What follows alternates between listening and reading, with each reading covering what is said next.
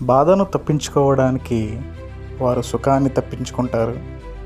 మరణాన్ని తప్పించుకోవడానికి వారు జీవితాన్ని తప్పించుకుంటారు. ఓషో ఇలా ఎందుకంటాడంటే, ఈ ప్రపంచంలో 2 రకాల మనుషులు ఉన్నారు. వాళ్ళల్లో మొదటి వాళ్ళు భద్రతకు, సౌకర్యానికి అన్నిటికంటే ఎక్కువ ప్రాధాన్యత ఇచ్చేవారు. వాళ్ళు నిస్సారమైన స్థితిలోనే మిగిలిపోతారు. వాస్తవానికి వారు జీవించి ఉన్న శవాలుగా మారిపోతారు.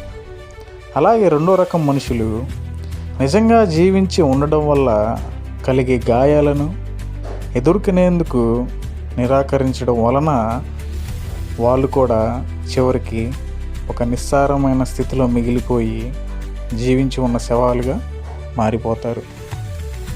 ఓషో ఏమంటాడంటే, నొప్పిని తప్పించుకోవడానికి బదులుగా దానిని గమనించమని ఓషో అంటాడు.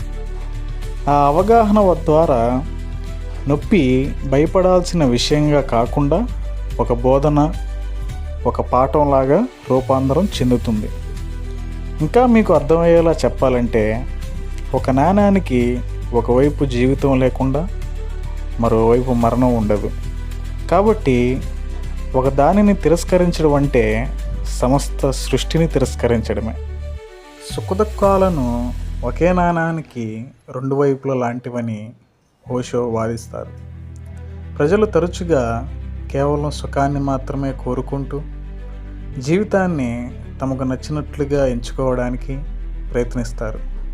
కానీ అలా చేయడం ద్వారా నిజమైన సుఖాన్ని సాధ్యం చేసే అవసరమైన లోతైన బాధను అనుభవించడానికి నిరాకరించి వారు జీవోత్సలాలుగా మిగిలిపోతారు.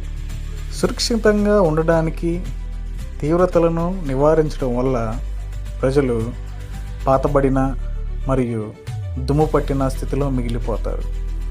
నిజమైన ఎదుగుదలకు గాయాలను అణిచివేయకుండా వాటిని స్వీకరించడం అవసరం. మీరు జీవితాన్ని పరిశీలిస్తే మరణం అంటే ఏమిటో తెలుసుకోగలరు. మరణం అంటే ఏమిటో మీరు అర్థం చేసుకుంటేనే జీవితం అంటే ఏమిటో అర్థం చేసుకోగలరు. అవి 2 సహజమైనవి. సాధారణంగా భయం వల్ల మనం ఒక విభజనను సృష్టించుకున్నాం. జీవితం మంచిదని, మరణం చెడ్డదని మనం అనుకుంటాం. జీవితాన్ని కోరుకోవాలని, మరణాన్ని తప్పించుకోవాలని మనం అనుకుంటాం. ఏదో ఒక విధంగా మనం మరణం నుండి మనల్ని మనం కాపాడుకోవాలని అనుకుంటాం. అసంబంధమైన ఆలోచన మన జీవితాలలో అంతులేని దుఃఖాలను సృష్టిస్తుంది. ఎందుకంటే మరణం నుండి తనను తాను కాపాడుకునే వ్యక్తి జీవించలేని వాడిగా మారిపోతాడు. అతడు శ్వాస వదలడానికి కూడా భయపడతాడు. అప్పుడు అతడు శ్వాస తీసుకోలేడు. అప్పుడు అతడు స్తంభించిపోతాడు. అప్పుడు అతడు కేవలం ఈడ్చుకుపోతాడు. అతని జీవితం ఇక ప్రవాహం కాదు. అతని జీవితం ఒక నది కాదు. మీరు నిజంగా జీవించాలనుకుంటే మరణానికి సిద్ధంగా ఉండాలి. మీలో మరణానికి భయపడేది ఎవరు? జీవితం మరణానికి భయపడుతుందా? అది సాధ్యం కాదు. జీవితం తన అంతర్గత ప్రక్రియకు ఎలా భయపడగలదు? మీలో మరేదో భయపడుతోంది. మీలోని అహం భయపడుతోంది. జీవితం, మరణం వ్యతిరేకాలు కావు. అహం, మరణం వ్యతిరేకాలు. అహం జీవితానికి, మరణానికి రెండిటికి వ్యతిరేకం. అహం జీవించడానికి భయపడుతుంది. అహం చనిపోవడానికి భయపడుతుంది. బాధ అనే లోయలను చదును చేయడానికి ప్రయత్నించడం ద్వారా మనం సహజంగా ఆనందం అనే శిఖరాలను కోల్పోతాము.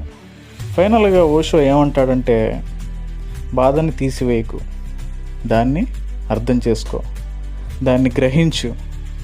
ఆ అవగాహన వల్ల అది నీకు పాఠం లేదా ఒక బోధనా సాధనంలాగా రూపాంతరం చెందుతుంది. ఇప్పుడు చెప్పు, నువ్వు మనిషివా లేదా జీవించి ఉన్న శవానివా?